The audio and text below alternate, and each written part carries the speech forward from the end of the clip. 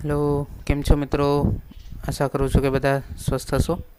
તો આપણે શરૂ કરીએ આપણો આજનો 7મો આપણો લેક્ચર, બરાબર છે, કંટ્રોલ સિસ્ટમ કોમ્પોનન્ટ્સ. એની અંદર આપણે ઘણું બધું આગળ જોઈ ગયા છીએ, બરાબર. આ બધી વસ્તુ આપણે જોઈ ગયા છીએ, બરાબર છે. અને હવે આપણે આગળ જે છે એ આપણે જોતા હતા સર્વો મિકેનિઝમ, બરાબર છે. સર્વો મિકેનિઝમ આપણે જોતા હતા. એની અંદર ગન બેરલ જે છે, ગન બેરલ, બરાબર છે, ગન બેરલ પોઝિશન કંટ્રોલ આપણે જોઈ ગયા હતા, બરાબર છે. અને હવે આગળ આપણે એક નવી એવી જ રીતની એપ્લિકેશન આપણે જોવાના છીએ, બરાબર છે. તો આપણે સ્ટાર્ટ કરીએ, બરાબર છે. આપણે ચલો, આપણને ખબર છે સર્વો મિકેનિઝમ ક્લોઝ લૂપ સિસ્ટમ છે, બરાબર છે. સર્વો મિકેનિઝમ એ ક્લોઝ લૂપ સિસ્ટમ છે. સાથે સાથે શાના માટે વપરાય છે? તો કે ભૌતિક વસ્તુઓ જે હોય છે એની સ્થિતિને બદલવા માટે, પોઝિશન કંટ્રોલ માટે, સ્થિતિને બદલવા માટે, અથવા તો એમ કહી શકાય કે સ્થિતિમાં ફેરફાર કરવા માટે, બરાબર છે, એના માટે વપરાય છે. તો આપણે શું જોયું હતું? આપણે આ બધા ઉદાહરણ જોયા હતા, બરાબર છે. ગન બેરલ પોઝિશન કંટ્રોલ, બરાબર છે. એની અંદર આપણે જોયું હતું કે કેવી રીતના જે છે, બરાબર, આયરું કેવી રીતના આપણે ગન સાઇટ ઉપર બેસીને જ માત્ર આપણે ગન બેરલને કંટ્રોલ કરી શકીએ છીએ, બરાબર છે. ગન સાઇટ ઉપર આપણે બેઠા હોઈએ અને કેટલાય કિલોમીટર છેટે ગન બેરલ હોય તો એને આપણે કંટ્રોલ કરી શકીએ છીએ, બરાબર. હવે એક વસ્તુ જે છે તમને હું અહીંયા આગળ ફરી પાછું જણાવી દઉં કે જો કોઈ વસ્તુને આપણે ઉપરથી નીચે કે નીચેથી ઉપર એવી રીતના એની કોઈ પણ વસ્તુની સ્થિતિને ઉપરથી નીચે કે નીચેથી ઉપર આપણે જો કંટ્રોલ કરતા હોય તો એને શું કહેવાય? એલિવેશન, બરાબર છે. એલિવેશન કંટ્રોલ કહેવાય. જ્યારે કોઈ વસ્તુની આપણે ડાબેથી જમણે કે જમણેથી ડાબે સ્થિતિને કંટ્રોલ કરતા હોઈએ, બરાબર છે, તો એને શું કહેવાય? એઝીમ્યુથ, બરાબર. એને શું કહેવાશે? એઝીમ્યુથ, બરાબર છે. તો આ વસ્તુ આપણે ખાસ ધ્યાનમાં રાખીએ. ચાલો, આપણે એ પણ જોયું હતું એમ્પ્લીડાઇન શું છે, બરાબર છે. રોટરી પાવર એમ્પ્લીફાયર છે. એટલે કે તમારે 12 વોલ્ટ જે છે એ 12 વોલ્ટને 440 વોલ્ટમાં કન્વર્ટ કરવા છે તો તમારે શું કરવું પડશે? તો કે તમારે આ જે જનરેટર છે, બરાબર, એટલે મોટર જનરેટર સેટ છે. મોટરને તો આપણે અલગથી પાવર સપ્લાય આપવો જ પડશે, બરાબર છે. આ મોટર જે છે, મોટરની મદદથી આપણે જનરેટરને ડ્રાઈવ કરીએ છીએ, જનરેટરને ફરાવીએ છીએ, બરાબર, એની રોટરને. હવે 12 વોલ્ટને મારે જો 440 વોલ્ટ કન્વર્ટ કરવા હોય તો 12 વોલ્ટ મારે કેને આપવા પડશે? જનરેટરની ફિલ્ડ વાઇન્ડિંગને, જનરેટરની ફિલ્ડ વાઇન્ડિંગને, બરાબર છે. અને એ જે પ્રમાણેનો 12 વોલ્ટ આપણે આપ્યો હશે એ જ પ્રમાણેનો 440 વોલ્ટ આપણને ક્યાં મળશે? આર્મેચરના ટર્મિનલ પાસેથી આપણને મળશે, બરાબર છે. તો આ વસ્તુ આપણે યાદ રાખવાની છે. હવે આવી છે ઓટોમેટિક સેટેલાઇટ ટ્રેકિંગ ઉપર, બરાબર છે. હવે જો ઓટોમેટિક સેટેલાઇટ ટ્રેકિંગ જે છે એ પણ આપણા માટે મહત્ત્વનું છે, બરાબર છે. હવે જો આપણને ખબર છે કે સેટેલાઇટ જે છે, અને સેટેલાઇટ તો આપણે ક્યાં હોય છે? આકાશમાં હોય છે, બરાબર છે. અને એનાથી આપણે ધરતી ઉપર કેવી રીતે કમ્યુનિકેશન કરીએ છીએ? તો કે આપણે આ એન્ટેનાની મદદથી કરીએ છીએ, બરાબર. હવે તમે ચોક્કસપણે એગ્રી થશો, બરાબર, મારી વાત સાથે કે ભાઈ જો આ એન્ટેના છે, બરાબર, એ એન્ટેનાની દિશા જો સેટેલાઇટની દિશા, સેટેલાઇટ જે હોય, બરાબર છે, એની સાથે આવી રીતના હોય, બરાબર, એકદમ સીધમાં હોય તો જ કમ્યુનિકેશન જે છે એ વ્યવસ્થિત સ્થપાય, બરાબર. તમે આ વાત સાથે એગ્રી કરશો, બરાબર. અને હું બીજી રીતે પણ કહી શકું કે જો એન્ટેના વડે મોકલવામાં આવેલ સિગ્નલ, બરાબર છે, એન્ટેના વડે મોકલવામાં આવેલ સિગ્નલ અને આ સેટેલાઇટ વડે એન્ટેના તરફ મોકલવામાં આવેલ સિગ્નલ, આ બંને વચ્ચે જો 0 ડિગ્રીનો ખૂણો હોય, બરાબર, તો આપણે એમ કહી શકીએ કે એન્ટેના અને સેટેલાઇટ એકબીજાની સીધમાં છે અને કમ્યુનિકેશન હવે વ્યવસ્થિત જે છે એ સ્થપાશે, બરાબર. બે વચ્ચે વ્યવસ્થિત કમ્યુનિકેશન સ્થપાશે, બરાબર. તો આ વસ્તુ, આ સ્થિતિ એન્ટેનાની આપણે લાવવાની છે. પણ હકીકતે શરૂઆતમાં જ્યારે એન્ટેના સમજી લો કે નવો બનીને આપણે એને લગાવ્યો છે તો ત્યારે જે છે એ આ સ્થિતિ ઓટોમેટિક આવી જતી નથી, બરાબર, આપણે લાવવી પડે છે. સમજી લો કે અત્યારે જે છે એ સેટેલાઇટ સાથે આ એન્ટેના θ ડિગ્રીનો ખૂણો બનાવે છે. એનો અર્થ શું થયો? તો કે એન્ટેના સેટેલાઇટ તરફ જે સિગ્નલ મોકલે છે એ અને આ જે સેટેલાઇટ છે એ એન્ટેનાને જે પાછું સિગ્નલ મોકલે છે એ બે વચ્ચે કેટલો ખૂણો બને છે? θ ડિગ્રીનો. ખરેખર કેટલો બનવો જોઈએ? 0 ડિગ્રીનો. તો એ આપણે કેવી રીતે મેળવશું? ઓબ્વિયસ છે, સર્વો મિકેનિઝમ વડે. તો સર્વો મિકેનિઝમ આપણને ખબર છે ક્લોઝ લૂપ કંટ્રોલ સિસ્ટમ છે. તો ક્લોઝ લૂપમાં શું હોય? ફીડબેક હોય, બરાબર છે. હવે ફીડબેકનું આપણે કોની સાથે કમ્પેરિઝન કરતો હોય? હંમેશા ઇનપુટ સાથે, બરાબર. સરસ. તો એ કમ્પેરિઝન ક્યાં થતું હોય છે? તો કે કમ્પેરેટરમાં થતું હોય છે, બરાબર છે. કમ્પેરેટર અહીંયા જે લખેલું છે ને એરર ડિટેક્ટર, એ એરર ડિટેક્ટર કાંઈ નહીં, બીજું કંઈ નહીં પણ એરર ડિટેક્ટર શું છે? એક રીતે કમ્પેરેટર છે. કમ્પેરેટર એટલે મેં તમને કીધું હતું, આગળ સમજાવ્યું પણ હતું, બરાબર છે. કમ્પેરેટર શું છે? કમ્પેરેટર એટલે ફીડબેક સિગ્નલ અને ઇનપુટ સિગ્નલ એ બે વચ્ચેનો જે તફાવત આપણને આપે, બરાબર, અથવા તો ફીડબેક સિગ્નલ અને ઇનપુટ સિગ્નલ એ બંને કમ્પેર કરે, બરાબર છે. એ કોણ? કમ્પેરેટર, બરાબર. અને કમ્પેરેટર શું કરશે? બે સિગ્નલને કમ્પેર કરીને આપણને એરર આપશે, અથવા તો જે કમ્પેરેટર જે પણ આઉટપુટ આપશે આપણે એને શું કહેશું? એરર, બરાબર. સમજી લો કે અહીંયા θ ડિગ્રીની એરર છે. સમજી લો અહીંયા θ જે છે કેટલો છે? 10 ડિગ્રી છે, બરાબર. θ 10 ડિગ્રી છે અને આપણને જોઈએ તો 0 ડિગ્રી છે, બરાબર છે. તો આ બે વચ્ચેનો ડિફરન્સ કેટલો છે? તો કે 10 ડિગ્રીનો છે, બરાબર છે. તો આ 10 ડિગ્રી શું આવ્યું? આપણા માટે એરર આવી કહેવાય, બરાબર. આપણા માટે આ શું છે? એરર છે. અને આ એરર ક્યાંથી જનરેટ થશે? આ ડિટેક્ટરમાંથી, એરર ડિટેક્ટરમાંથી, બરાબર. એ બીજું કંઈ નથી પણ કમ્પેરેટર જ છે, આપણે સમજી શકીએ છીએ. હવે અહીંયા તમે જોઈ શકો છો કે બે અલગ અલગ પ્રકારના કમ્પેરેટર છે, બરાબર છે. સેમ ટુ સેમ સ્થિતિ આપણે અહીંયા પણ હતી. જો અહીંયા પણ અઝીમ્યુથ કમ્પેરેટર છે, આરો આપણે જો અહીંયા જોઈ શકીએ છીએ અઝીમ્યુથ કમ્પેરેટર અને એલિવેશન કમ્પેરેટર, કારણ કે ગન બેરલને બે રીતે આપણે ગોઠવવી પડે. એવી જ રીતના એન્ટેનાને પણ બે રીતે ગોઠવવું પડે છે, બરાબર. હવે જો સમજો કેવી રીતે. જો સમજી લો કે આ જે છે એ શું છે? સાઈડ પોઝ છે, એટલે કે આપણે સાઈડમાંથી આવી રીતે એન્ટેનાને જોઈએ છીએ, બરાબર. આ એની ધરી છે, બરાબર છે. આ એની ધરી છે અને આવી રીતના એ અહીંયા આપણે રાખેલું છે, બરાબર છે. હવે સમજી લો કે આ એન્ટેનાને આપણે કેવી રીતના કંટ્રોલ કરવો છે? તો કે એની ધરીની સાપેક્ષે ઉપરથી નીચે અથવા નીચેથી ઉપર આવી રીતના આપણે એન્ટેનાને કંટ્રોલ કરવો છે. તો મેં તમને કીધું હતું કે જે પણ વસ્તુ છે એને આપણે ઉપરથી નીચે કે નીચેથી ઉપર એવી રીતના કંટ્રોલ કરીએ તો એ કયું કંટ્રોલ કહેવાય? એલિવેશન, બરાબર છે. કયું કંટ્રોલ કહેવાશે? એલિવેશન કંટ્રોલ, બરાબર. તો એલિવેશન કંટ્રોલ માટે આપણે અહીંયા શું રાખેલું છે? તો કે એલિવેશન એરર ડિટેક્ટર રાખેલું છે અને ખાસ એના માટે એલિવેશન મોટર રાખેલી છે કે જે એન્ટેનાને ઉપરથી નીચેની દિશામાં કે નીચેથી ઉપરની દિશામાં કંટ્રોલ કરશે. એવી જ રીતે સમજી લો કે આ જે છે આપણો ટોપ વ્યૂ છે, બરાબર. એન્ટેનાને આપણે ક્યાંથી જોઈએ છીએ? ઉપરથી જોઈએ છીએ, બરાબર છે. ઉપરથી જોઈએ છીએ, બરાબર. અને નીચે અહીંયા જે શું આવશે? આ એનો પાયો છે, બરાબર. આ જે છે એ પાયો છે, બરાબર. આ પાયો જે છે, બરાબર. ટોપ વ્યૂ આપણે જોશું એટલે એનો પાયો કેવો દેખાશે? ખાલી આપણને ચોરસ જ દેખાશે. ઓકે, ચાલો, કાંઈ વાંધો નહીં. આ તો તમે સમજી ગયા છો, આમાં બીજું સિમ્પલ જ છે, બરાબર. ચાલો હવે જો મેઇન વસ્તુ છે અહીંયા કે ભાઈ આપણે આ એન્ટેનાને ડાબેથી જમણે કે જમણેથી ડાબે જો કંટ્રોલ કરવું હશે તો આ કંટ્રોલને શું કહેવાશે? એઝીમ્યુથ કંટ્રોલ, બરાબર. એઝીમ્યુથ કંટ્રોલ. તો આ જે છે આપણને સમજવાનું છે. અને એઝીમ્યુથ કંટ્રોલ માટે આપણી પાસે અલગથી એઝીમ્યુથ એરર ડિટેક્ટર છે અને એઝીમ્યુથ મોટર છે. જે એઝીમ્યુથ મોટર શું કરશે? આ એન્ટેનાને ડાબેથી જમણે કંટ્રોલ કરશે. ઓકે, ચાલો. તો હવે અહીંયાથી તમને આ દેખાય છે, બરાબર. જે અત્યારે હું રેડ કલરથી, બરાબર, રેડ કલરથી હું તમને માર્ક કરું છું, બરાબર. અહીંયા આ જે રેડ કલરથી જે હું માર્ક કરું છું એ લાઇન જે છે એ શું છે? આપણી ફીડબેક લાઇન છે, બરાબર. જો ક્યાંથી આવે છે? આઉટપુટમાંથી આવે છે. આઉટપુટ એટલે શું? તો કે એન્ટેનાનું એંગલ, બરાબર. એન્ટેનાનું એંગલ એટલે આઉટપુટ. તો એ આઉટપુટમાંથી આવે છે એટલે આ શું છે? આપણી ફીડબેક પાથ છે, બરાબર છે. આ ફીડબેક પાથ છે. અને ઇનપુટ પાથ કયું છે? તો જો એઝીમ્યુથ એરર ડિટેક્ટર છે તો એનામાં એ આપણે એઝીમ્યુથ એરર ડિટેક્ટર માટે ઇનપુટ ક્યાંથી લેશું? તો ઓબ્વિયસ છે એઝીમ્યુથ મોટર પાસેથી લેશું. અને એલિવેશન એરર ડિટેક્ટર માટેનું ઇનપુટ છે આપણે એલિવેશન મોટર પાસેથી લેશું, બરાબર. તો આ ફીડબેક જે છે, બરાબર છે, એ કોની સાથે કમ્પેર થાય છે? એઝીમ્યુથ ઇનપુટ અને એલિવેશન ઇનપુટ સાથે. અને જે પણ એરર તમને મળશે એ એમ્પ્લિફાય થશે, બરાબર છે. એમ્પ્લિફાય થઈ અને એમ્પ્લીડાઇન પાસે જશે. આપણને ખબર છે શા માટે આપણે એમ્પ્લીડાઇનને આપણે એરર સિગ્નલ આપીએ છીએ. ભલે નહીં એમ્પ્લિફાય થયેલું છે, આપણું એરર સિગ્નલ એમ્પ્લિફાય થયેલું છે, છતાંય શા માટે આપણે એને આપીએ છીએ એમ્પ્લીડાઇનને? કારણ કે હજી વધારે આપણે એને એમ્પ્લિફાય કરવું પડે છે, બરાબર. કારણ કે એમ્પ્લીફાયરમાંથી તમે કેટલું મેક્સિમમ કાઢી શકો? 12 વોલ્ટ 24 વોલ્ટ સુધીનું તમે મેક્સિમમ એરર સિગ્નલ એમ્પ્લિફાય કરી શકો, બરાબર. એનાથી વધારે તો પછી તમારે એમ્પ્લીડાઇનથી જ કરવું પડે.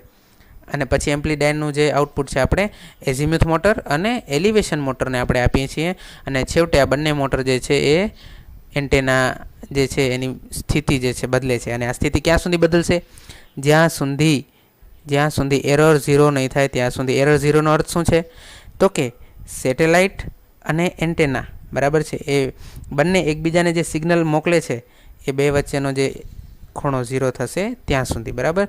તો આ જે છે એ ઓટોમેટિક સેટેલાઇટ ટ્રેકિંગ સિસ્ટમ છે, જે ખૂબ જ જેને કહેવાય ને આપણે વ્યવસ્થિત રીતે સમજી છે બરાબર છે. તો હવે આપણે આગળ વધીએ. ચાલો, હવે આવે છે રેગ્યુલેટર્સ બરાબર. આપણે શરૂઆતમાં જ જોયું કે application of close loop control સિસ્ટમની અંદર જે બે મેઇન વસ્તુ જે છે ને એ શું છે? તો કે એક છે આપણે સર્વો બરાબર છે, એ શું છે? સર્વો. અને બીજું શું છે? રેગ્યુલેટર્સ. સર્વો જે છે મિકેનિઝમ, એનું કામ શું છે? સર્વો મિકેનિઝમનું કામ તો કે પોઝિશન કંટ્રોલ કરવાનું. ભૌતિક વસ્તુ છે એનું ભૌતિક વસ્તુની પોઝિશન કંટ્રોલ કરવાનું કામ જે છે એ આ સર્વો મિકેનિઝમ કરે છે બરાબર, પોઝિશન કંટ્રોલ. જ્યારે રેગ્યુલેટર શું કરે છે? અહીંયા લખેલું છે કંટ્રોલ્સ ક્વોન્ટિટી, એટલે કે કોઈ રાશિ અભૌતિક હોય બરાબર, આપણે એને માત્ર અનુભવી શકીએ બરાબર. જેમ કે જો આ ટેમ્પરેચર છે, પ્રેશર છે, વોલ્ટેજ છે બરાબર છે, લિક્વિડ ફ્લો છે, તો આ બધી વસ્તુ ક્વોન્ટિટી એટલે રાશિ બરાબર છે. રાશિ એટલે કે જે ભૌતિક નથી એવી અભૌતિક વસ્તુ બરાબર, ટેમ્પરેચર, વોલ્ટેજ, પ્રેશર, એને કોણ કંટ્રોલ કરે છે? રેગ્યુલેટર્સ બરાબર છે. તમને ખબર છે, એકદમ સિમ્પલ જો ઉદાહરણ દઉં તો ફેન રેગ્યુલેટર બરાબર, ફેન રેગ્યુલેટર બરાબર છે. તો ફેન રેગ્યુલેટર કોને કંટ્રોલ કરે? ઓબ્વિયસ છે કે પંખાને જે મળતો વોલ્ટેજ છે બરાબર છે, વોલ્ટેજ છે બરાબર, એને કંટ્રોલ કરશે. પંખાને મળતો વોલ્ટેજ ઘટાડશે એટલે પંખાની સ્પીડ ઘટી જશે અને એનાથી ઊંધું પણ થઈ શકે બરાબર. તો રેગ્યુલેટર્સ બરાબર. ચાલો આપણે જોઈએ આજે આપણે કયું રેગ્યુલેટર્સ શીખવાના છીએ. તો આપણના માટે જે ખૂબ જ મહત્ત્વનું જે છે બરાબર એ છે ડીસી જનરેટર વોલ્ટેજ રેગ્યુલેટર બરાબર છે, ડીસી જનરેટર વોલ્ટેજ રેગ્યુલેટર. હવે જે પ્રમાણે આપણે કીધું કે રેગ્યુલેટર્સ જે છે એ કેવા હોય છે? Close loop control system. Okay, regulators જે હોય છે એ ક્લોઝ લૂપ કંટ્રોલ સિસ્ટમ હોય છે. હવે મેં તમને હમણાં થોડીક વાર પહેલાં કીધું, તો પછી તમે એમ કેમ કીધું કે ફેન જે છે ફેન રેગ્યુલેટર ઉદાહરણ છે? હા, રેગ્યુલેટર્સ ઓપન લૂપમાં પણ હોઈ શકે છે અને ક્લોઝ લૂપમાં પણ હોઈ શકે છે બરાબર છે. આપણે પંખાનું રેગ્યુલેટર જે છે એનું એ કઈ કંટ્રોલ સિસ્ટમનું ઉદાહરણ છે? ઓપન લૂપ બરાબર છે, કારણ કે એમાં આપણે મેન્યુઅલી કંટ્રોલ કરવો પડે છે. એવી જ રીતે રેગ્યુલેટર ક્લોઝ લૂપમાં પણ આવે છે બરાબર. તો એ ક્લોઝ લૂપ વોલ્ટેજ રેગ્યુલેટર જે છે એનું જે એક મહત્ત્વનું ઉદાહરણ જે જોવાના છે એ છે ડીસી જનરેટર વોલ્ટેજ રેગ્યુલેટર બરાબર છે. તો જુઓ, હવે એનામાં મૂળ વસ્તુ તમારે જે સમજવાની છે એ છે જો સૌથી પહેલે તો વોલ્ટેજ જે છે ને એ કેવા જળવાવા જોઈએ? અમુક લિમિટની અંદર. સમજી લો કે આ ડીસી જનરેટર છે તો એ ડીસી વોલ્ટેજ ડીસી જનરેટર છે બરાબર, તો એ 440 વોલ્ટ ડીસી જનરેટ કરે છે બરાબર છે, આટલા વોલ્ટ જનરેટ કરે છે. હવે સમજી લો કે પ્રાઇમ મૂવર જે છે, હવે જો સૌથી પહેલાં તો આ આકૃતિ સમજી લઈએ. આ જે છે ફિલ્ડ વાઇન્ડિંગ છે બરાબર છે. અહીંયા જે છે અહીંયા વોલ્ટેજ આ જનરેટર છે બરાબર, એ જનરેટર અહીંયા જે વોલ્ટેજ જનરેટ કરે છે એ કેટલા છે? વી વોલ્ટ બરાબર, અથવા તો આપણે તમે અહીંયા સમજવા માટે કહી શકો 440 વોલ્ટ. અને આ જે છે એ શું છે? લોડ છે બરાબર છે. હવે અહીંયા જે છે આ શું મૂકેલું છે? આ જે R1 R2 એ છે વોલ્ટેજ ડિવાઈડર બરાબર છે. શું છે? વોલ્ટેજ ડિવાઈડર, કે બે રેઝિસ્ટન્સ જે છે એની વચ્ચે જે વોલ્ટેજ જે છે એ રેઝિસ્ટન્સના સમપ્રમાણમાં ડિવાઈડ થશે બરાબર છે. હવે એક R2 જે રેઝિસ્ટન્સ છે એની અક્રોસ બરાબર ત્યાંથી આપણે વોલ્ટેજ લીધો છે, અને વોલ્ટેજ ક્યાં આપેલો છે? તો કે એક NPN પ્રકારનું ટ્રાન્ઝિસ્ટર છે એના એમીટરમાં આપેલો છે બરાબર છે. હવે જો અહીંયા જો કે જે આપણે સમજવાનું છે એ શું છે? તો કે અહીંયા જે છે આ ટ્રાન્ઝિસ્ટર મૂકવાનું કારણ શું? મેઇન વસ્તુ આપણે આટલી જ સમજવાની છે. આની આજુબાજુ જ આપણું આખું આ ડીસી જનરેટર વોલ્ટેજ રેગ્યુલેટર ફરવાનું છે. ફિલ્ડ વાઇન્ડિંગ, આ આઉટપુટ વોલ્ટેજ વી અને આ ટ્રાન્ઝિસ્ટર બરાબર છે. જો હવે અહીંયા આપણે જે છે R2 રેઝિસ્ટન્સની અક્રોસ જે પણ વોલ્ટેજ હશે એ આપણે ક્યાં આપેલો છે? એમીટરને.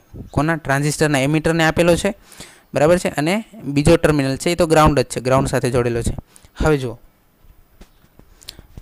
અહીંયા જનરેટરને વોલ્ટેજ ઉત્પન્ન કરવા હોય તો ફિલ્ડ વાઇન્ડિંગમાંથી કરંટ પસાર થવો પડે બરાબર છે. આપણે અહીંયા પ્લસ વીસીસીનું બાયસ આપેલું છે બરાબર છે, પ્લસ વીસીસી આપણે ફિલ્ડ વાઇન્ડિંગને આપેલી છે. હવે કરંટ પસાર થવો પડે. કરંટ ક્યારે પસાર થાય?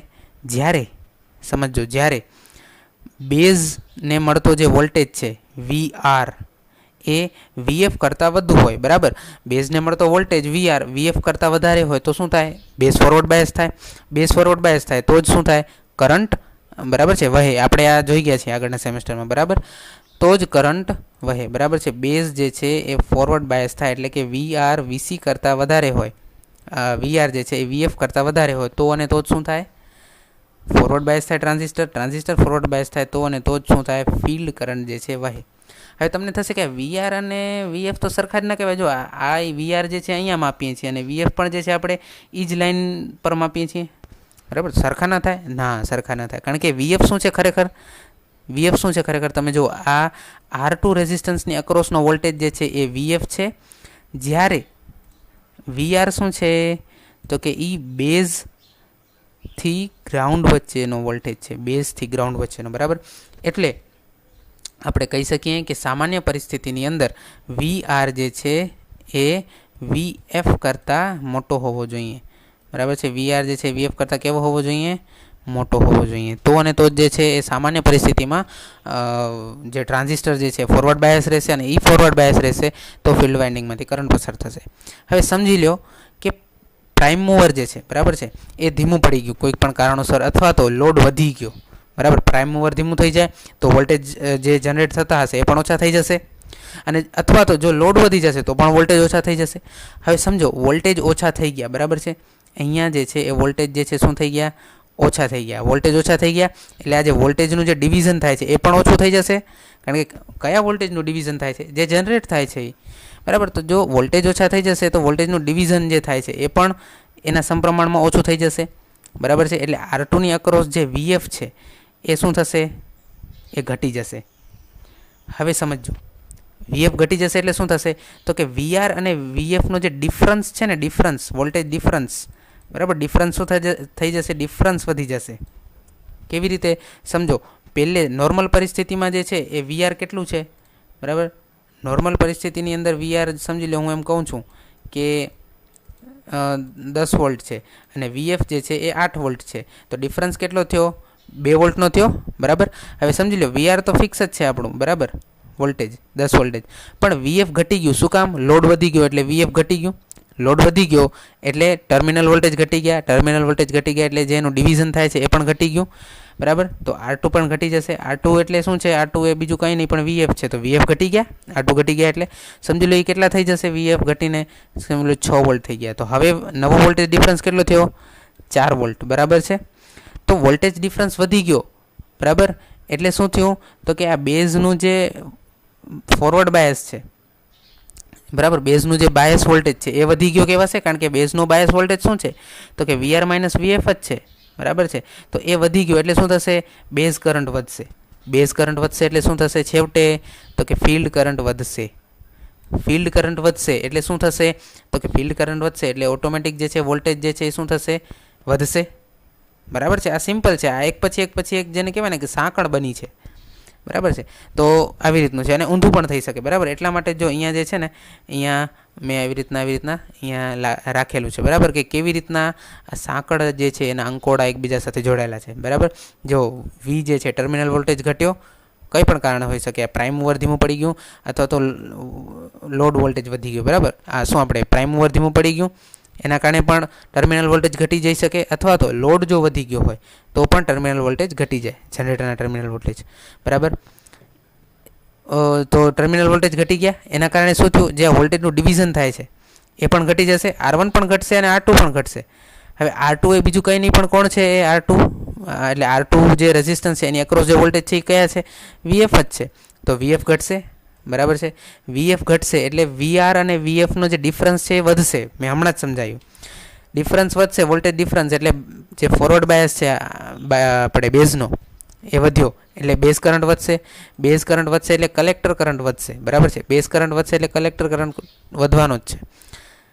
અને કલેક્ટર કરંટ એટલે કયો? જો આ જે હું લાલ એરોથી દર્શાવું છું એ, અને એ બીજું કંઈ નહીં પણ ફિલ્ડ વાઇન્ડિંગમાંથી પસાર થતો IF કરંટ છે, બરાબર. એટલે ફિલ્ડ વાઇન્ડિંગમાંથી કરંટ જે પસાર થાય છે એ વધશે, બરાબર. એટલે ઓટોમેટિક ફ્લક્સ વધશે અને ફ્લક્સ વધશે એટલે છેવટે વોલ્ટેજ પણ વધશે. તો સમજાણું કેવી રીતના વોલ્ટેજ ઘટે છે તો એના રિસ્પોન્સમાં બરાબર છે આ જે આખી સિસ્ટમ છે બરાબર એ વોલ્ટેજને વધારવા માટેનો જે છે એ પ્રયત્ન કરે છે બરાબર છે. અને આનું ઊંધું પણ થાય બરાબર, આનું ઊંધું પણ એવી જ રીતના થાય છે બરાબર છે. તો આ જે છે આપણે આજે સમજ્યા છીએ રેગ્યુલેટર્સ બરાબર. રેગ્યુલેટર્સનું આ મહત્ત્વનું ઉદાહરણ છે બરાબર. બીજા પણ અલગ અલગ જનરેટરના વોલ્ટેજ રેગ્યુલેટર્સ જે છે ઉદાહરણ છે, પણ આપણા માટે આ જે છે એ મહત્ત્વનું છે બરાબર છે. તો આપણે અત્યારે અહીંયા સુધી રાખીએ છીએ. આવતા લેક્ચરમાં આપણે જોશું કંટ્રોલ એક્શન્સ બરાબર છે, on of control, proportional, derivative, integral, આ બધું આપણે આવતા લેક્ચરમાં જોશું બરાબર છે. તો અત્યારે આપણે અહીં સુધી જે છે એ રાખીએ છીએ બરાબર છે. Okay, thank you.